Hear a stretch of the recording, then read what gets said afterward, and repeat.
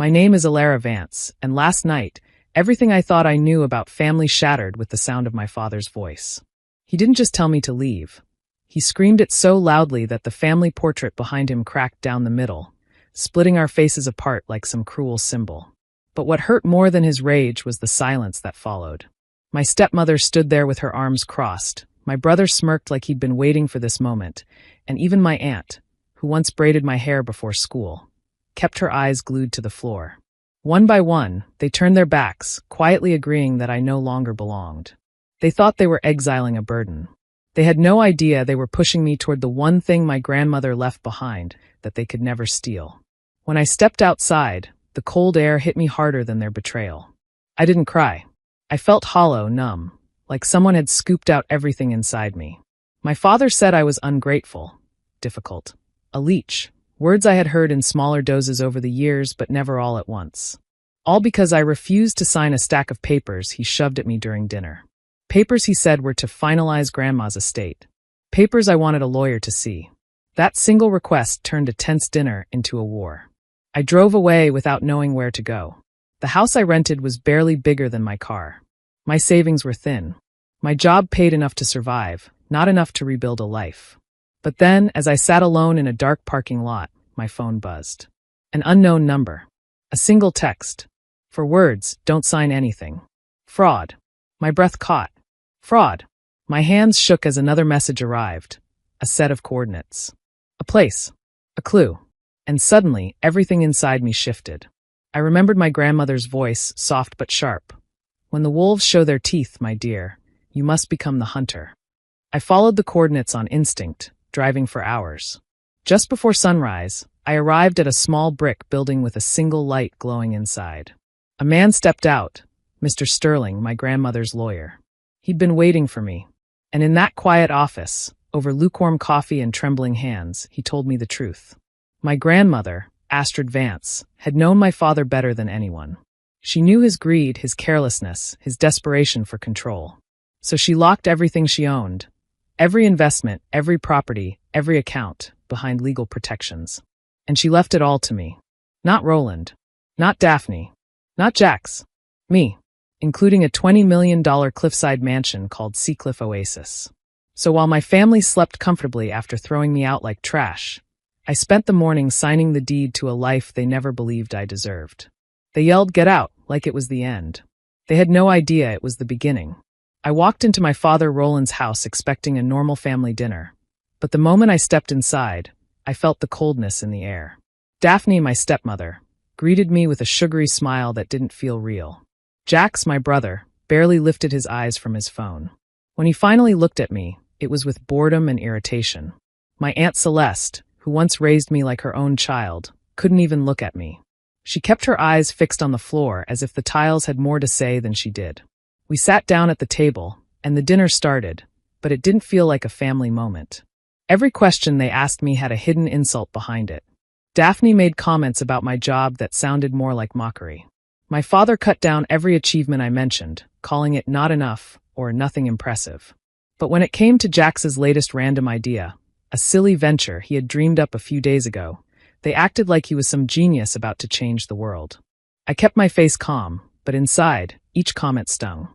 It felt like I was sitting in front of strangers wearing the faces of people I once trusted. Celeste stayed silent the whole time, barely eating, still avoiding my eyes. Something was terribly wrong, and I could feel it growing heavier with every passing minute. Then everything shifted. My father suddenly pulled out a thick stack of papers from under his chair and dropped them on the table with a loud thud. The sound echoed through the silent room, and I flinched. He pushed the papers toward me and told me to sign them. He said they were to finalize my grandmother's estate, but his tone wasn't gentle. It wasn't even firm. It was commanding, like he expected me to obey without question. I picked up the documents and began flipping through them. Nothing about them felt clear. The wording was strange, and important details were vague. My instincts screamed at me to slow down. So I looked up and told him calmly that I wanted my lawyer to review them before I signed anything. The moment I said those words, my father's face twisted with anger. It was like I had insulted him simply by protecting myself. He slammed his hand on the table so hard that the plates shook. Suddenly he was shouting, calling me ungrateful, dramatic, and impossible. Daphne jumped in, agreeing with everything he said. Jax rolled his eyes like I was ruining his evening. Celeste still didn't speak, but her expression showed she knew this explosion was coming. My father didn't listen to a single word I tried to say. His voice just got louder and louder, filling the room with rage. In that moment, as I sat there surrounded by people who were supposed to love me, I finally understood the purpose of this dinner. It wasn't about family. It wasn't about food. It was a trap, and I was the only one who didn't know. I stepped out of the house after he yelled, "Get out!" And for a moment, I couldn't even feel my own legs. I walked down the driveway like I was moving through thick air. Everything inside me felt broken. My father's voice was still ringing in my ears, sharp and cruel.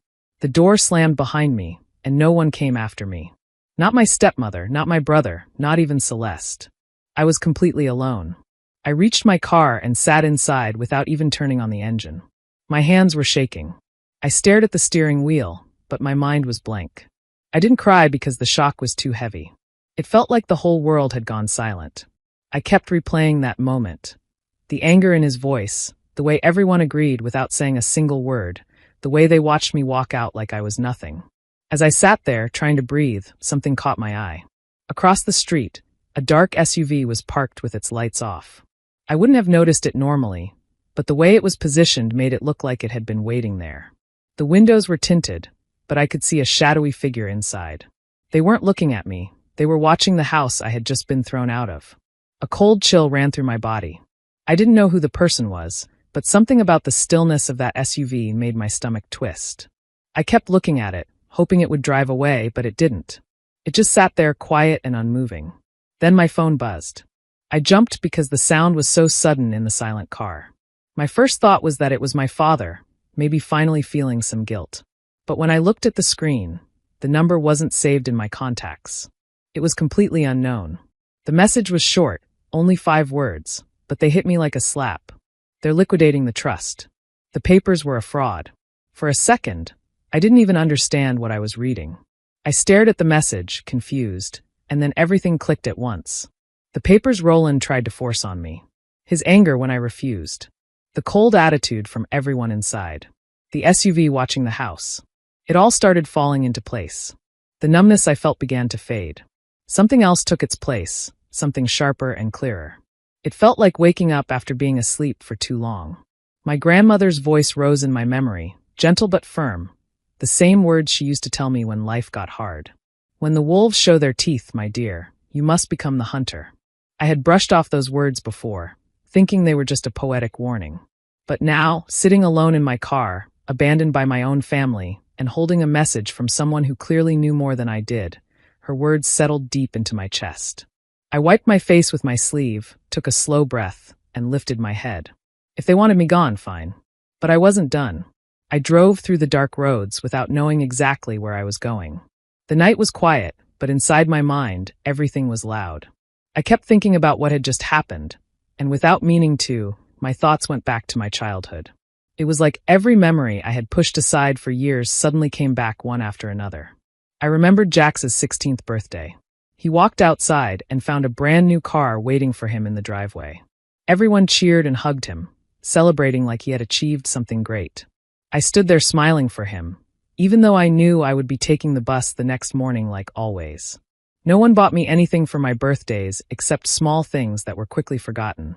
At the time, I told myself it didn't matter. But now, driving alone in the night, it felt different. It felt like the first sign that I had never been treated the same. Then I remembered the day I found out my college fund was gone. My father said he had to borrow it to put Jax in a private school because your brother needs better opportunities. I was told to understand, to be mature, to not make it a problem. I ended up taking student loans and working after classes just to stay enrolled. Jax never even thanked me. He never even looked guilty. He acted like it was perfectly normal that everything always went his way. Another memory came back, one I had pushed deep down. I was working 2 jobs, running on almost no sleep, because my father's business had fallen into debt. He told me it was my responsibility to help the family. I handed over almost everything I earned. And while I was rushing from job to job, Daphne was showing off a brand new diamond bracelet to her friends, saying, "Roland always spoils me." I never questioned it. I thought helping the family was the right thing to do. I didn't realize I was the only one giving while everyone else took. As I drove, the road ahead was empty, but my mind was full. Every memory showed the same pattern. Every time I sacrificed something, they expected more. Every time I achieved something, they made it sound small. When Jax got a C on a test, they blamed the teacher. When I got an A, they said, "Well, of course you did." I worked hard for everything, but it never seemed to matter. That was when the truth hit me in a way it never had before. I was never treated like a daughter in that house. I wasn't loved for who I was. I was useful. I was someone they relied on, someone they pushed responsibilities onto, someone they expected to fix their problems. They saw Jax as the golden child. And they saw me as the tool they could use whenever they wanted. Driving through the night, I finally understood something painful but clear. I had spent my whole life being second best to people who never deserved to be first. I kept driving until the city lights slowly appeared in the distance. I didn't know exactly where I was heading at first, but something inside me pushed me toward a memory I had almost forgotten. Years ago, my grandmother placed a small locket in my hand. Inside it were tiny engraved numbers, coordinates. She told me, "One day these will matter." At the time, I didn't understand, but now that everything had fallen apart, those numbers felt important. I opened the locket again, reading the coordinates under the soft glow of my car's dashboard. I typed them into my GPS. The route led to a quiet part of a nearby city, far from crowded streets and noise. I followed the path, unsure but trusting my gut. When I finally arrived, I found a small, secluded building with a simple sign outside, an old law firm. It didn't look busy or modern, but it felt intentional, like it existed for a specific purpose. I parked the car and walked up to the door. Before I could knock, it opened. A man in a dark suit stepped out, looking calm, as if he had been expecting me. "Ilara Vance?" he asked. I nodded. He introduced himself as Mr. Sterling and guided me inside without asking any questions about why I was there. It felt strange, but also strangely comforting. Inside, the office was quiet, filled with shelves of documents and old files. He motioned for me to sit, then placed a thick folder on the desk. My heart raced. He said he had been waiting for the day I would come, and that my grandmother had prepared everything long before she passed away. Hearing her name brought a tight feeling to my chest, but I listened carefully. Mr. Sterling explained that my grandmother, Astrid, had been far more successful than anyone knew. She had built a massive estate through careful and brilliant investments. She trusted almost no one with this information, especially not Roland. He said she loved me deeply and feared that my father would try to take everything from me once she was gone. So she planned in secret. He opened the folder and showed me her true will. My hands trembled when I realized what I was reading. Every part of her estate, properties, accounts, investments, was left to me. Not shared, not divided, not controlled by anyone else. And then he revealed the part that almost felt unreal, the mansion called Seacliff Oasis. A $20 million cliffside home she had designed as a gift for me, hoping I would one day have a life filled with peace, not struggle. He also showed me copies of the documents from the dinner. Fake papers created to trick me into signing away my rights. My father's rage suddenly made sense. They hadn't invited me to dinner for family reasons. They wanted control, and I had ruined their plan by refusing to sign. As I sat there, absorbing everything, a strange calm washed over me. The confusion, the fear, the pain from earlier, it all shifted into something firmer, something stronger. My grandmother had trusted me with everything, and she had also warned me without using many words. Now I finally understood why. The sky was slowly turning pale when Mr. Sterling and I reached the edge of the cliff. The air was cool, and the sound of waves crashing below echoed through the quiet morning. As we pulled up to the gates, they opened smoothly, almost like the place already knew I was coming. I stepped out of the car and looked up at the mansion, Seacliff Oasis. Even from the outside, it didn't look like anything I had ever seen. It was tall and modern, made of glass and steel, shining softly in the early light. Walking toward it, I felt a strange mix of disbelief and calm. This place didn't feel like something meant for me. It felt too big, too beautiful, too peaceful. But at the same time, something inside me told me I belonged here, like this was the first place in my life that was truly mine. Mr. Sterling unlocked the door and stepped aside so I could enter first. When I pushed it open, the view took my breath away. The entire front of the mansion opened to a wide living area with floor-to-ceiling windows. Beyond the glass, the ocean stretched out forever, waves moving like slow blue paint strokes. The sunlight touched everything gently. White walls, smooth floors, carefully placed furniture. It was quiet but not empty. It felt alive with intention. I walked through the rooms slowly, touching the smooth railings, running my fingers along the cool glass, taking in every detail. Everywhere I looked, I could see my grandmother's care. The house wasn't just expensive, it was thoughtful. It was built for comfort, for peace, for someone she wanted to protect. I felt a sting in my eyes because this was the kind of safety I had never known growing up. The contrast hit me suddenly. Just hours earlier, I had been standing in a house where yelling, judgment, and coldness were normal. The walls there had always felt tight around me, like they weren't meant for me no matter how hard I tried to fit in. But here everything felt open. Every room felt like a quiet promise that my life didn't have to be small anymore. Mr. Sterling placed a folder on the counter in the main hall. Inside were the final documents that officially transferred everything to my name. I picked up the pen. It felt heavier than it should have, almost like it carried the weight of my past along with it. I hesitated for a moment, taking a deep breath. Then I signed. It didn't feel like just a signature. It felt like closing one door and opening another one so wide that the world on the other side almost blinded me. The moment the pen left the paper, something inside me shifted. For the first time in my life, I wasn't just reacting to what others did to me. I wasn't being pushed, used, or controlled. The estate was mine. The future was mine. And for the first time, I was truly in control. I started going through every file and message with Mr. Sterling sitting beside me, guiding me gently but firmly. As we dug deeper, the truth began to show itself piece by piece, like a dirty thread slowly being pulled from a cloth. I realized Roland was not the confident man he always pretended to be. His company was falling apart, and he was desperate. He had planned everything from the start, using my grandmother's estate to save himself. I felt my chest tighten as I saw the documents proving how close he was to losing everything. It hurt even more when I found out Daphne and Jax were involved too. I had trusted them in small ways, believing they were at least neutral, but their messages told a different story. They were hungry for money, ready to support any plan that promised them a share. I kept asking myself how people could smile at me while plotting behind my back. But the hardest blow came when I saw Celeste's name. My aunt, the woman who claimed to care for me, who let me sleep on her couch for one night after I was thrown out. She had been paid to stay quiet. Roland had promised her a huge amount of money once everything was transferred to him. She had known the whole time what he planned to do to me. She had sat at that dinner table, watched me break, and said nothing. It was all part of the setup. I felt something inside me crack. Not the kind that breaks you completely, but the kind that makes you stand up straighter. I kept reading, each discovery making the air around me feel heavier. They had practiced lines, planned reactions, even timed the moment Roland would tell me to leave. The dinner wasn't a sudden explosion. It was a performance, rehearsed and polished, just to push me out so they could take everything. As I looked at the evidence in front of me, I felt myself getting quieter, calmer.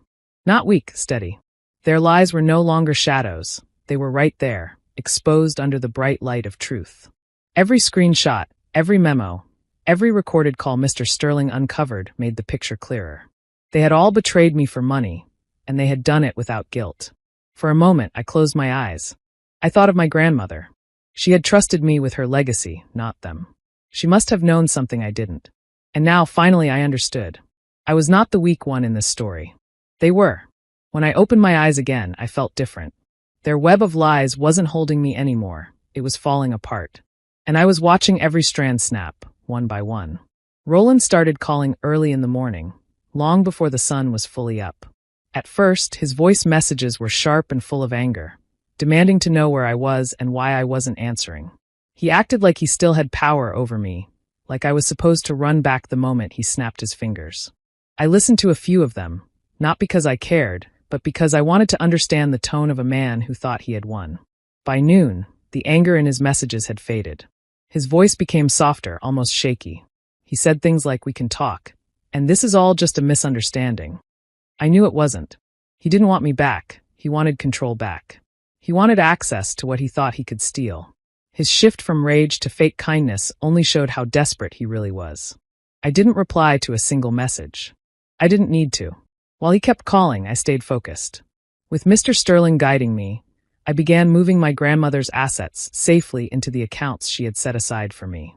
Everything was done quietly, cleanly, with no room for Roland to interfere. For the first time, I understood the weight of what I had inherited. Not just money, but the ability to protect myself. I had always been good with numbers, good at managing details, and now those skills were finally working for me instead of someone else.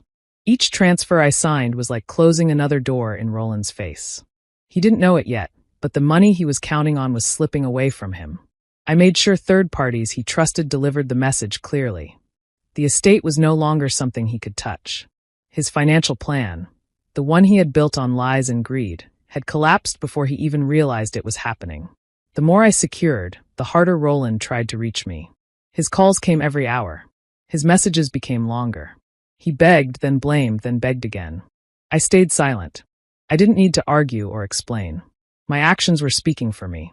I could almost picture him pacing around, pulling at his hair, trying to figure out how everything had turned against him so quickly. He had always seen himself as the one in control, the one hunting for opportunities, the one setting traps. But now the roles were changing. I wasn't the helpless one anymore. I wasn't the one being pushed out of my home, confused and scared. I was the one watching him lose everything he tried to take. And he didn't even know how much more was coming. I heard the sound of a car engine approaching, and when I looked through the gates of Seacliff Oasis, I saw them, Roland, Daphne, and Jax, pulling up in a black SUV. They got out quickly, all of them looking angry and demanding. Roland's face was red, Daphne's lips pressed tight, and Jax had that same arrogant smirk, though it seemed forced. They started yelling, insisting I let them in. I didn't move. I stayed by the gate, calm, steady, and completely in control. "Open the gates," Roland shouted. "This is my property too." I shook my head and took a deep breath. I could see the surprise flash across their faces when I didn't panic. I wasn't afraid. I wasn't begging. I didn't have to be. I began speaking slowly and clearly, explaining everything I had learned. I told them about the forged documents Roland had tried to force me to sign. I mentioned Daphne and Jax's part in the plan to gain access to my grandmother's estate. I told them about the bribe my Aunt Celeste had accepted to stay silent during the dinner. I described Roland's failing business and how he had planned to use my inheritance to save himself. Every word was deliberate, every fact precise. I watched their faces closely as I spoke. First came shock, like they couldn't believe I knew so much. Then fear, when they realized that I had not only discovered the truth but acted on it. Finally, rage, as they saw that the person they had thought of as weak and powerless was now the one holding all the control. Their shouting quieted down, replaced by stunned silence, broken only by the occasional muttered complaint or angry hiss. I didn't shout. I didn't throw anything. I didn't make threats. I let the truth do all the work. Each piece of information I shared felt like a weight landing squarely on their shoulders, making them see themselves exactly as they were: greedy, deceitful, and exposed. Roland's fists clenched at his sides, but he didn't touch me. Daphne's eyes filled with panic, and she took a step back, realizing there was nothing she could do. Jax's arrogant expression faltered completely, and for the first time, I saw fear in him. I finished calmly, looking each of them in the eye. "You thought I was weak. You thought I could be pushed out, ignored, or fooled. You were wrong. Every move you made, I saw it and I acted. This house, this estate, and every bit of it is mine. And you have no claim, no power, no control." I stayed still, silent, letting my words sink in. I watched as the family I had once trusted crumbled under the truth. They had tried to hunt me, but now the roles were reversed. The person they underestimated had won, and they could do nothing to change it. After the confrontation, I didn't feel the need to shout or punish them. I didn't need revenge. I simply closed the gates and walked back inside. That was the end of them in my life: Roland, Daphne, Jax, and even Celeste. I had nothing more to say, no more energy to give. Their time of control, manipulation, and lies was over. I was done. With the estate fully in my name, I focused on something bigger than myself. I set up a charitable foundation in my grandmother's name. It was meant to help people who had been treated unfairly, used, or betrayed, just like I had been. Every detail of the foundation felt right, organized, strong, and full of purpose. It wasn't just a way to honor my grandmother. It was a way to make sure her generosity continued to change lives. I spent days planning, speaking with experts, and ensuring everything was ready. The work filled me in a way that hurt and healed at the same time. Every person helped, every life touched, reminded me that I didn't need to focus on the past to find strength. I had everything I needed now: security, independence, and a future that was truly mine. One morning, I stepped out onto the balcony of Seacliff Oasis. The ocean stretched endlessly before me, waves sparkling under the sunlight. The breeze was cool, carrying the smell of salt and freedom. I let myself breathe fully for the first time in years. I realized something important. Everything they had tried to take from me, every insult, every moment of being pushed aside, had led me here. They yelled, "Get out!" at the person they thought I was weak and powerless. In doing so, they had awakened the woman my grandmother always knew I could become. I didn't feel anger anymore. I didn't feel bitterness.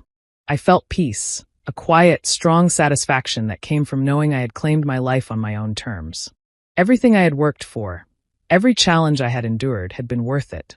The past was behind me, and the future was mine to shape. I looked out at the ocean again, the waves endless and steady, and I smiled. This was my life now, built on truth, courage, and purpose. I didn't need them, and I didn't want them. I had reclaimed myself completely. Everything they tried to destroy had only made me stronger, wiser, and ready to live the life I was always meant to have. Do you think Alara made the right choice by cutting her family out completely, or should she have given them another chance? Let me know what you think in the comments. I'm really curious to hear your opinion. And if you want more stories like this, make sure to subscribe and hit the notification bell so you don't miss out.